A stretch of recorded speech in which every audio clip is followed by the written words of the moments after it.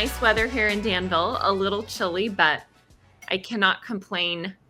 I was not one of the folks that braved the crowds and went to Bottle Rock, which is a big music festival here in the Bay Area in Napa, which took place on Friday, Saturday, and Sunday. I had a girlfriend that went all 3 days. I don't know how she survived, but was not for me. And I was excited to have more of a chill, low-key weekend.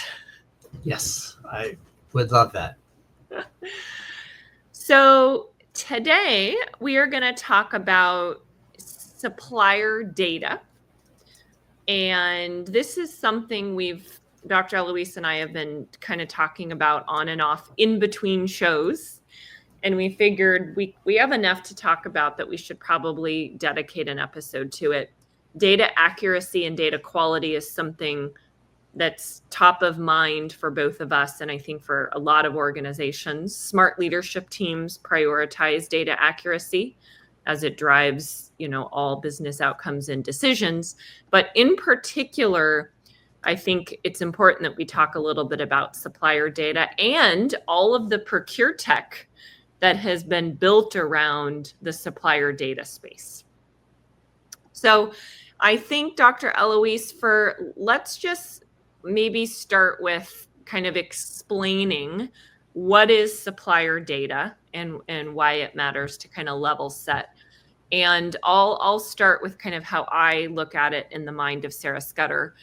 So I look at supplier data as the digital DNA of your supplier ecosystem. So that's everything from how your suppliers perform, what they cost you, and whether or not they expose you to risk. And there's all different types of supplier data, which we won't get into all of them, but I think we should, maybe kind of talk through some of that as well. But in your world, Dr. Elouise, what does supplier data mean to you, and why does it matter? So for me, I agree with everything you said. If we go one level deeper, supplier data is two things. It's how do we pay the supplier, and how do we manage the supplier? Because the most important thing for a supplier is to get paid, and ideally to get more work, but certainly to get paid. And so what is the level of information we need to onboard that supplier so that we can pay them? And then everything else is how do we actually collect information about that supplier, which would be performance and information and whatnot. And so that's as simple as it gets. It does become the fabric of everything we do in procurement. So I totally agree with that. It's just we've struggled a little bit to really both separate paying suppliers and everything that goes with the financial aspect of dealing with suppliers and everything else, which can include inviting them to RFPs, collecting information, et cetera, doing risk analyses, et cetera, et cetera. So that's how I break it down. Yeah, and I think for me, one of the biggest components of this is the risk piece, which is becoming increasingly important for leadership teams, is a lot of risk that can be introduced into an organization comes from contractors, employees, and your suppliers. And I would argue, as I have done in a recent book, that the greatest risk to the enterprise is through your suppliers, because employees we have pretty tight control over, and even arguably contractors can be segmented and held at bay because they're sort of a subset of employees. But suppliers, if you really pull apart that onion, it becomes very clear very quickly that they are not suppliers are not managed all that well. And I would throw into the risk bucket not only cyber risk, where you have Target that had the major breach, right? And it was a massive impact to their organization. And we've seen this happen over and over again with retailers. But you also have the risk of brand damage from unethical supplier behavior. Organizations like Nike have dealt with this. You have a lot of apparel manufacturers who have dealt with this. And now I think we're going to start seeing more financial losses due to bankruptcies and suppliers who are having financial challenges. And that brings a whole nother element of risk. So risk is not just the cyber attack or the security breach, but there's a lot of other things that I think we need to factor in. Well, and remember, if you're representing a big company, whatever, fill in the blank, big company name, and they have a tier 3, tier 4 supplier that like creates one of these headaches, well, nobody knows about that, the name of that company. All they care about is that supplier is a representative of big company's name. And so big company's name gets dragged through the press because it's salacious. So, yeah. Yeah. So I want to talk a little bit about, you mentioned this in kind of your explanation about why this topic matters and what it means to you. But I want to talk about two things in particular. One is, what is the true cost of bad supplier data? It's easy to throw it out and say data accuracy is really important. But what is the actual cost to a business of having bad or crappy supplier data? That's the first piece. And then the second piece is, who manages supplier data? I think there's a lot of varying viewpoints, and I've worked in several different businesses throughout my career, and I would say it has varied by company and by industry quite a bit, for me at least. Yeah. So what the cost, I mean, can literally be millions of dollars being paid to bogus suppliers or mispaid to bad actors. There was an article a couple years ago that came out, actually right after my book was published, that said that Google and Meta and one other company had been paying tens of millions, if not $100 million in fraudulent invoices, because they just, these sort of bad actors submitted fake invoices and they got paid. And so that tells me that, I mean, that right there is bad. It's maybe not exactly bad supplier data, but bad supplier management, but could be better tackled with better supplier data. But so certainly there is huge risk. But the other thing is many of these suppliers have access to systems. And so if for whatever reason the tier 1 supplier has deep access into your systems, well, if they get hacked, well, guess what? You have a backdoor now into your system. So there are really legitimate security problems and vulnerabilities with unmanaged suppliers, because the only way you can really start to manage suppliers is to make sure you have good supplier data.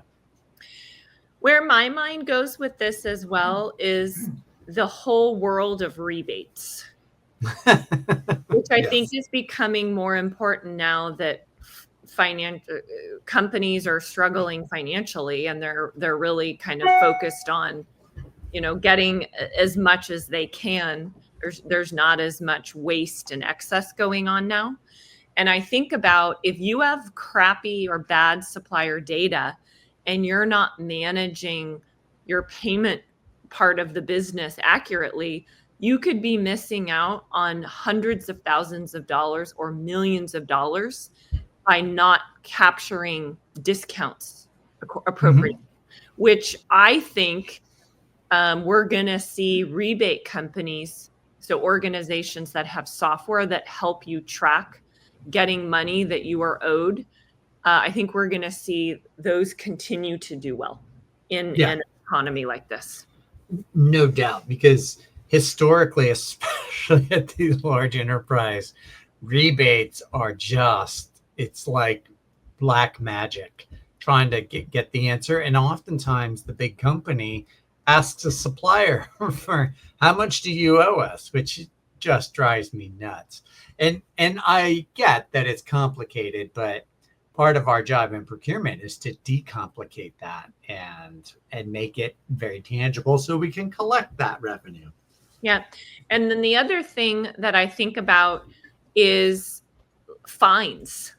Yeah. So for organizations that are in highly regulated industries, if you are not following your supplier data closely and you don't have accurate records, you are opening yourself up to third-party audits, internal audits, investigations, and it just takes one failed audit to owe a lot of money. And so I think you have to keep that in mind as well as a potential large risk. Well, or there is, just as you, just to pull out the thread. I mean, look how much time and effort it takes to do remediation and ultimate audits. So forget if you get fined, you could spend months trying to clear get clear of sort of violations. So like that, just time and money sunk into just rectifying all the deficiencies. And often it's a lot of very tactical manual work. Yes. Where if you don't have your house in order and your data is a mess, it's very, very tedious. Spreadsheets, pulling emails up, going in and out of multiple systems. So this is something that's taking potentially a very high paid employee or teams of people that could be doing much more strategic work for your organization and taking them off those projects into very tactical work just to prepare yourself for these audits. And I would say that's an area where AI will help us eventually. We're not there anywhere near that today. Mm-hmm. So then going into, we understand there's a true cost of bad supplier data. And I would argue the companies that I've seen that really track and do a good job here have had a breach or a disaster happen to them in their careers. So they know the risk and they've lived through it. People who have not actually had a breach or had a failed audit, I think sometimes it's like, oh, well, that's never going to happen to us. Yeah. But once it does, I think you'll see those teams and those leaders prioritize and focus on this more. Yeah, no doubt. At least for a short time period, or at least as the collective memory remembers the pain of it. Yes. So I think building a strong supplier data governance framework is really important. So Dr. Elouise, question to you: who manages supplier data? If you were coming into an organization and your job was to build out, this supplier data framework, how would you handle it and what would you do?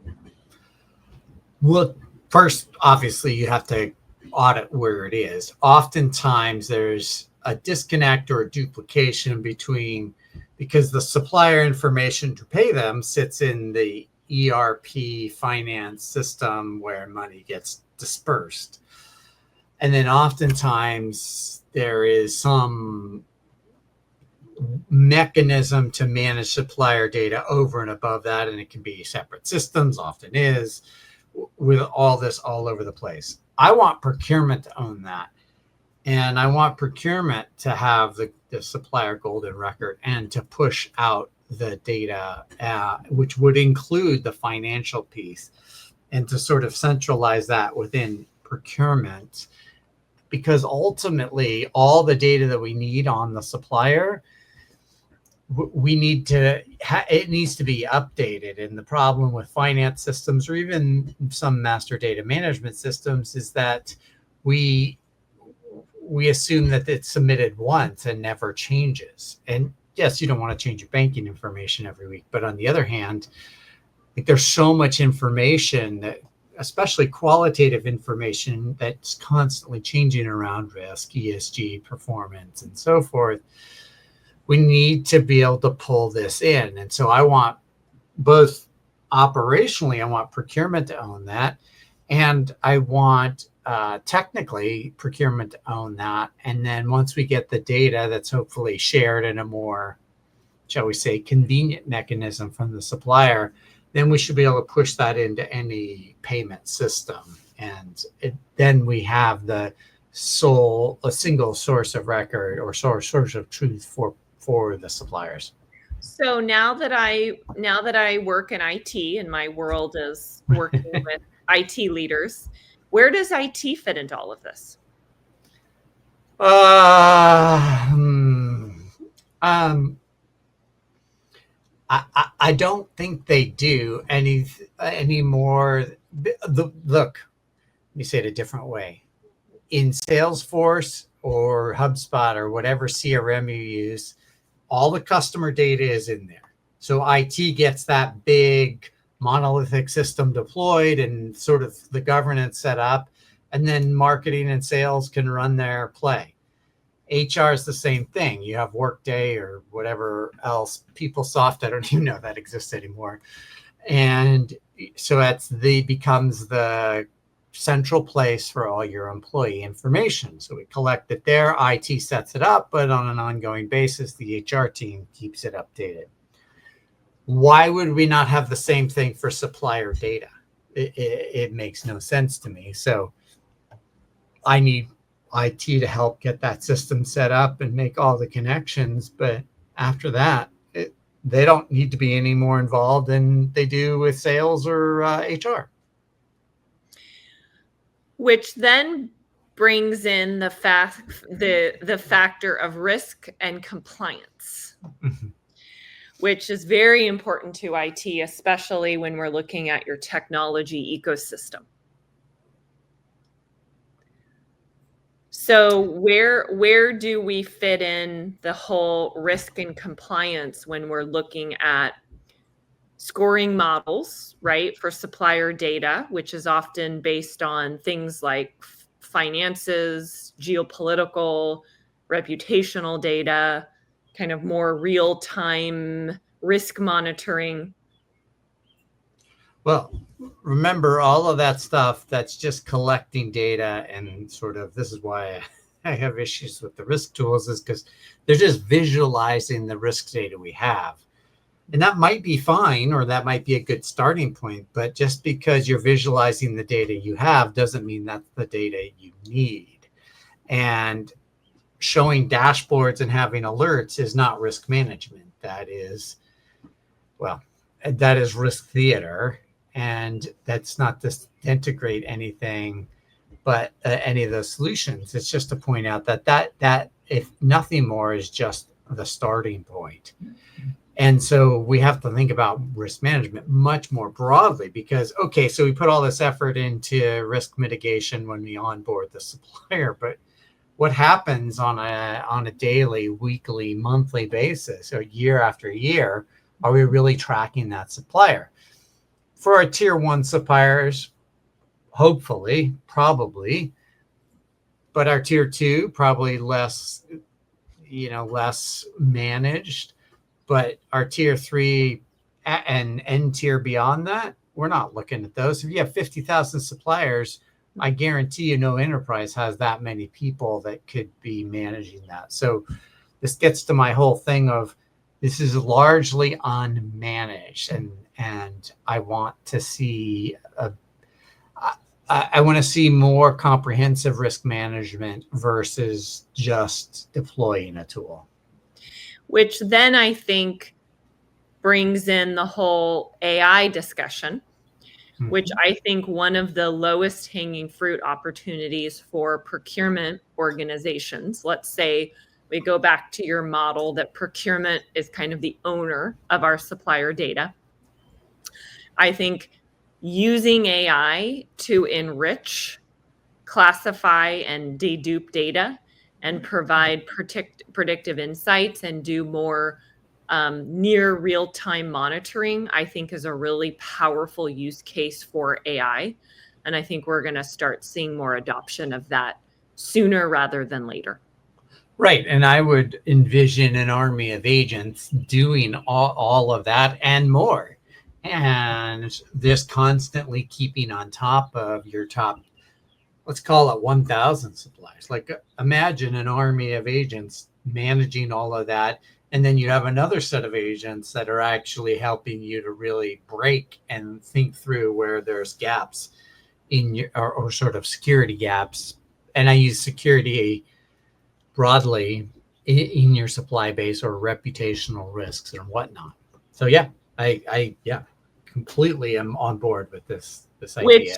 Which then brings in, since I worked at an organization in what I call the post PO space.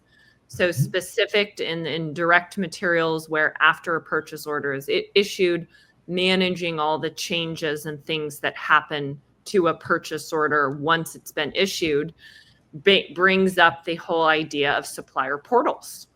Yeah. And are supplier portals even going to be around in a year from now, when we will be able to have AI come in and automate and provide these predictive insights and make recommendations and do this enrichment and take over a lot of this manual work? I hope so. I think there are some nuance to tease out in there, but supplier portals are done. I've been writing about that for at least 7 years, if not 8 years, because again, every enterprise thinks they're special and they need their own custom supplier portal. But the reality is if you flip it around and if you look at it from the supplier point of view, they spend all their time every day trying to update or onboard to all the archaic, horrible P2P systems and finance systems. So like, that's just a non-starter for me. So we got to get rid of the portals and move to, now here's where I can't really decide how this is going to go. I originally thought it was going to be like a LinkedIn for suppliers where my information's here and I can push it into some other system. That hasn't come to pass. I like the digital wallet concept where I have a token, and if I'm engaging with your company, I give you my token, has all my information on it, all the information you possibly want, and then when we're done working together, the token expires. So those two I think are really good alternatives. They have not come to pass. And as you alluded to, I think there is the third option that AI could come in and do it and maybe bypass that whole need even for taking the digital wallet. I don't know yet. I think it's still too early, but I can tell you there's 3 really good options that are not portals, and yet we're not even really talking about that yet. Mm-hmm. That brings up, so you had your spider map, which has been retired. And is there any one that stands out from all the founders and solutions that you've looked at that is doing something that you think is groundbreaking or innovative in the supplier data space now that we're in this AI world? Well, let me qualify my last statement. I think friend of the show, Conrad Smith, who's the founder of Graphite Connect, I think he's done a really good job of building towards that LinkedIn profile for suppliers. And then Trust Your Supplier with Sai, that's his startup, who's done a really good job with the digital wallet. I have not seen anybody in the AI supplier data come along yet. Now, it's still very early days. And when I think back to like the last explosion of startups 8 years ago, one of the things that was unique about that time and place is there was really almost nobody looking at this. I mean, I was one of the first, but it took a couple of years before people started paying attention. Whereas now everybody's dialed in. So as soon as somebody makes an indication one way or another, then everybody focuses their attention on it. We start talking about it in our podcasts and all the procurement podcasts. You see it on LinkedIn. So, but that said, I haven't seen anything in the AI space. Yeah, and I ask because I haven't either. There's not something that immediately comes to mind where I've heard someone focusing heavily on this or kind of including it in their messaging or marketing. So begs the question, why? Well, do people think there's not a big enough market for it? Or is it the fact that they haven't figured out how to yet solve this real-time scoring, data update problem? Like, what's the why behind that? well, I think in general, supplier management, broadly speaking, is not a profitable market. Now, whoever, like, and I'm not, that's really, believe it or not, I'm not taking a shot at that market. I just think if I've spent $20 million on a Ariba or Coupa implementation that is not as advertised, which is pretty much most of them, I will have spent a lot of money and a huge amount of political capital to put in something that should have taken care of that. And if it's not taking care of it, then I'm not looking great. And so that's where I think, so the propensity to go buy another solution to layer on top of what should have been handled in the S2P solution or the P2P solution, I think that's kind of, because I might pay a couple $100,000 a year for that, maybe, but you're certainly not going to make more than 500K or more than $1 million, which is what you would really need, and what I actually think it's valued at, what it should be valued at, or what it's worth. But again, we're so far away. I just think ultimately it's not profitable. Yeah, so then it begs the question: are the Aribas and the Coupas of the world gonna figure this out with AI? Is it gonna be part of their offering? Right? Will this become a talk track for their sales motion? Well, if you believe that I have beachfront property in Arizona to sell you. We'll have to circle back on this topic in 6 months and see if we've seen anything emerge that's specifically more AI infused in the supplier data space. Well, what I will tell you is that one of the reasons I am so critical of the legacy providers, let's just call it legacy providers, is their systems and their architecture are closed loop. They didn't even integrate all the modules effectively over the last 15 years. So I have very little hope that they'll incorporate AI because their architectures are just old. And, again, shout out to our friends Stan and Alex, who are building a brand new platform. It's more than just supplier data, but from the ground up. They call it AI native, and there's others too, by the way, but they Stan and Alex have branded theirs AI native, and I think that actually resonates because that is a function of timing. If you're built your platform 3, 4, 5, 6, 7, 8, or 15 years ago, you can't say AI native because you built something before this AI architecture really existed. Now, like what Zip is doing, they've retrofitted along the way, and they weren't too far down the road, and I think they've done a nice job. But you're not going to. I mean, most of the folks on the Spider map, they had full blown products before OpenAI and Anthropic and all these other like massive AI platforms were mainstream. So that's why I think it's going to be hard, if not impossible, for those on the spider chart. And for the legacy providers that are older than that, forget it. I've heard a couple terms used recently, AI forward and AI enhanced.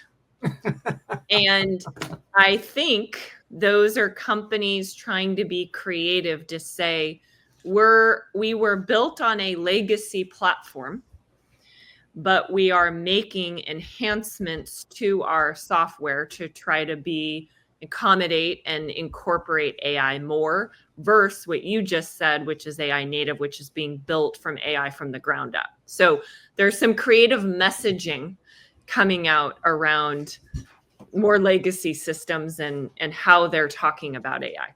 For those of you just listening and not watching, that I put my head in my hands and was just shaking my head when Sarah said that. It's like that is the epitome of nonsense and what I would call marketing trash, because that's that. I mean, you exactly like you said, it's a legacy architecture. You're throwing some buzzwords on top. I don't care about any of that. And I talk about this a lot, this whole idea of 5-person unicorns that we see here in Silicon Valley. To me, what that's intimating is that we can build this idea that, with 5 people, you can build a unicorn tech company. And I think that there is hype in that, but my take on it is that it's a proxy for this idea that you can, using AI, build a brand new solution without having to raise a lot of money or hire a bunch of engineers and marketing people and whatnot, and building out a whole infrastructure company or employee sets and infrastructure and all that. And so I do think that it has merit, because when we see companies like Sligo and Rivio and Ditero and Flip Through and some of these other AI native, I won't call them platforms necessarily, but solutions, that's to me really powerful. And when you look at that and you look at the sunk cost in the procure tech, the SaaS procurement providers or the legacy providers, it's a stark contrast. Yeah. So one other thing that I wanted to bring up around this supplier data topic, which I think is going to continue to become a challenge, and I'm curious how we're going to see organizations better tackle this, is around managing a global supplier base with region-specific requirements. So with the craziness of tariffs and kind of all the uncertainty in the world, a lot of organizations do not do their manufacturing in the United States, and they're bringing in parts and materials and products from all over the world. And I think we're going to continue to see more region-specific requirements emerge. And I'm wondering how we're going to be able to better handle this. And I call this supplier data complexity. It makes things, globalization makes supplier data hard.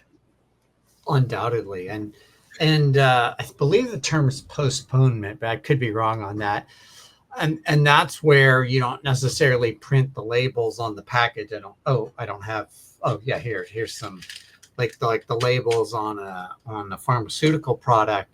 Every country has different regulations, so you wait and you print it locally, because then the data can be customized. And we see that, we have to do better. We have to do that with supplier data, and we have to get better at that, because we're not really that great at it. We've done a pretty good job, I would say, over the last 7-8 years of collecting bill of materials or material origin, provenance, and we've done a good job about that. But as you said, with all these globalized sort of suppliers, all these roll-ups, the ownership entity, the locations, there's a lot of information we're missing. And that plays right into these complex geopolitical dynamics that we're experiencing and will likely experience for the next decade, because I predict we are going to see a lot more nationalistic tendencies, a lot more prioritizing of local suppliers, and that's going to be really hard to tease out for these big global conglomerates, both on the enterprise side, but also private equity owned. So, example of this. So, I used to work in marketing procurement software. And one of the areas of focus was packaging. So the company that I worked at did a lot in regards to sourcing packaging and helping organizations better manage their packaging supply chains. And this was when sustainable packaging was kind of becoming a big thing. I would almost argue it was buzzwordy, right? Everyone was talking about their sustainable packaging. And some of the companies that we worked with really struggled with supplier data because of the Wild West in the cannabis space.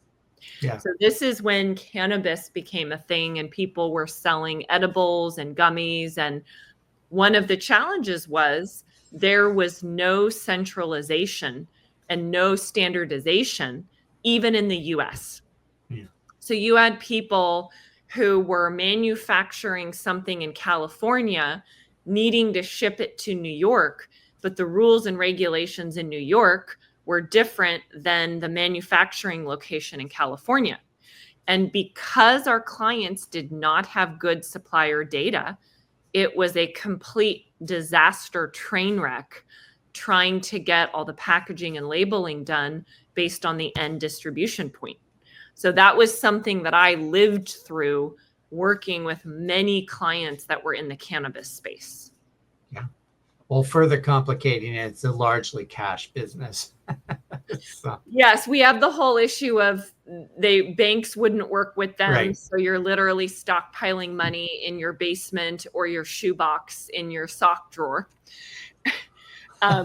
But it was in my mind, that's one of the most real life examples that I think about because I was so involved with it. And it was really, really challenging. And it made me realize how important it is to have clean, accurate supplier data, which would have made that process so much easier. Well, again, think more globally. Imagine suppliers like in highly regulated global financial institutions. You hire a local carpet cleaning company or a local caterer. You also need to know if you're laundering money accidentally or fraud's being committed. Like there are so many. Again, as you get deeper down your supply chain, there's so much we have to really keep tabs on that if you don't have good supplier data, you're in real trouble. Yeah. So I would ask our listeners if you've got a great supplier data story or real life example, drop it in the comments for us on YouTube. And we'd love to hear some examples. Or if you're working at a company that's doing some really cool, innovative things in this space, make sure to share that with us as well. And I think I would close out here by making my pitch, my advocacy that, and this is both for suppliers, but also us as individuals. I believe that our data, the data that follows us, our metadata, our demographic data of us each individually, we should own that data. That data is a human right. And for companies to mine that data or take that data, especially without compensating you or even acknowledging that they're taking it, I think that I hope in my lifetime or in subsequent generations that gets acknowledged, that if I browse a site, whatever I do online or when I walk into a room and video captures my movements, that data is sort of tied to me. And to sort of flip it around into procurement, I think the same is true for suppliers. We ask suppliers for all this data and they should be able to own that data and profit off of it, because unfortunately the legacy players, by and large, they take all that supplier data. They not only double dip, because they charge their clients to use the system, and then they take the supplier's data and even the client's data, and they use that, they resell it as an additional data product. And I think I think that there's some ethical challenges in there that need to be brought to the forefront, because as a supplier, I don't want to give my data to the legacy player if I'm not going to get compensated, so that they can make more money and make more sales. So I just want to conclude by saying that we need to start thinking and treating supplier data as an asset for each individual company that provides it. And I would argue social media companies are giant data companies. Yes. And you look at like Microsoft's acquisition of LinkedIn, they're not buying LinkedIn because it's some cool hit platform. They're buying it because they want data on the 1 billion plus users on the platform. So we saw this whole pivot in the valuation of companies not actually being on the product itself, but on the data behind it, and the data that the users that they're able to gather from that and use that now in AI, building your models, reselling the data. So there's a whole world now around buying and selling companies solely based on the data.